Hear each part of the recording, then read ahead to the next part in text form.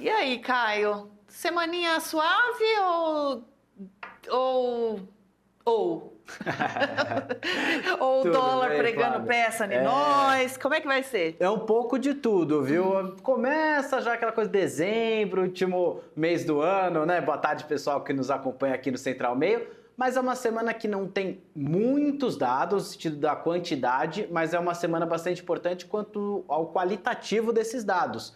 Por exemplo, amanhã sai o PIB. PIB do Brasil do terceiro trimestre, é uma fotografia mais retrovisora, e que deve apontar um novo crescimento da economia brasileira, ao que tudo indica pela estimativa de analistas e economistas de 0,8%. No segundo trimestre foi uma alta de 1,4%, então uma desaceleração, mas ainda um patamar positivo e que ainda coloca a economia brasileira com projeção de crescer mais de 3%, pegando todo de 2024. Aí vai precisar do quarto trimestre, claro, no futuro, mas é uns dados que vão nessa direção. Agora, o principal assunto não é nenhum dado, eu já volto para falar mais da agenda da semana, é a questão do dólar. O dólar aqui, eu acabei de olhar aqui, a cotação está R$ 6,09, R$ 6,09, está subindo hoje. Na sexta-feira ele teve um leve recuo depois de tudo que aconteceu, e vocês estão acompanhando certamente a cobertura no sentido o pacote fiscal e o pronunciamento do ministro Haddad. Não se esperava que fosse incluir a reforma do imposto de renda no meio daqueles anúncios que seriam apenas e tão somente de corte de gastos. O mercado, analistas, economistas, também desconfiam dos números que o governo apresenta.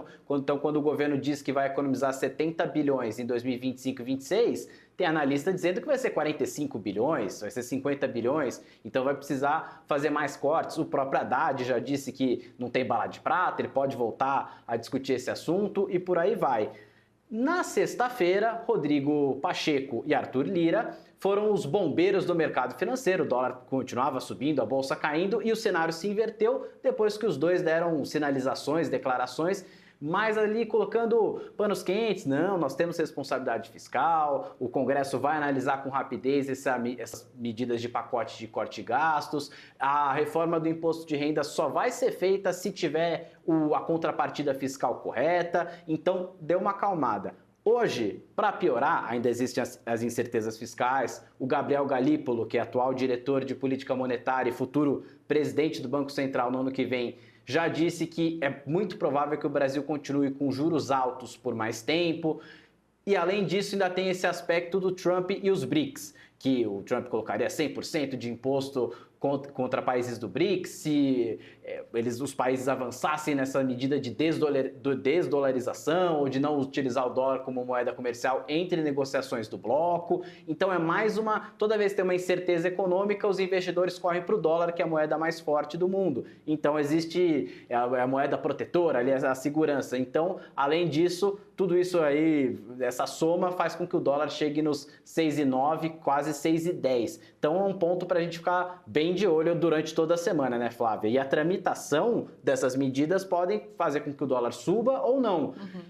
E aí o que já está apregoado, já está colocado, é que provavelmente algumas dessas medidas fiscais apresentadas pelo Haddad já comecem a ser apreciadas pela Câmara hoje nessa semana. Sobretudo, a maior rigidez na concessão de benefícios sociais, como o BPC e o Bolsa Família. O Galípolo falou também que ele não vai segurar que o BC não vai segurar o dólar no peito, Isso. né? Porque tem um mecanismo do Banco Central de usar a reserva para segurar o preço do dólar quando sobe muito. E ele já falou que não, que o câmbio flutuante, abre aspas, é um dos pilares da nossa matriz econômica e está cumprindo muito bem seu papel. Ele falou também, abre aspas, tem 370 bilhões de reserva, por que não segura no peito? Quem está no mercado sabe que não é assim que funciona.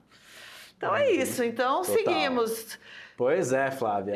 Desde o FHC, né, que é o tripé macroeconômico, um desses fatores, 3 fatores, é o câmbio flutuante, que o câmbio não é fixo determinado pelo governo, ele varia de acordo com o mercado. E por mais que haja uma pressão, sobretudo do PT, para uma intervenção no câmbio, com um swap cambial, que seguraria um pouco a volatilidade, a noção dentro do próprio mercado é de que a alta do dólar não é nenhuma disfuncionalidade. Tem a ver mais com o aspecto fiscal do que algum aspecto cambial, um choque externo, alguma coisa do tipo, como foi em 2008, que o BC interviu no câmbio pela crise financeira, e não por conta de um problema interno aqui do Brasil. Então, realmente acho difícil que o BC intervenha no câmbio. Vai ter que ser na base da melhoria das expectativas dos agentes de mercado com relação ao pacote fiscal do governo. E nisso a decisão do Dino deve ajudar aí, porque a tramitação caminhando no Congresso, é possível que o mercado dê uma acalmada, né? Com certeza. Conforme for vendo o mercado que é algo crível, que for passando essas medidas, aí pode ser que a gente tenha um recuo nesse sentido. Vamos ver. Como a gente estava comentando aqui, são fatores internos e externos que ajudam e nesse caso atrapalham, né? No caso do dólar alto. São pontos para a gente ficar de olho.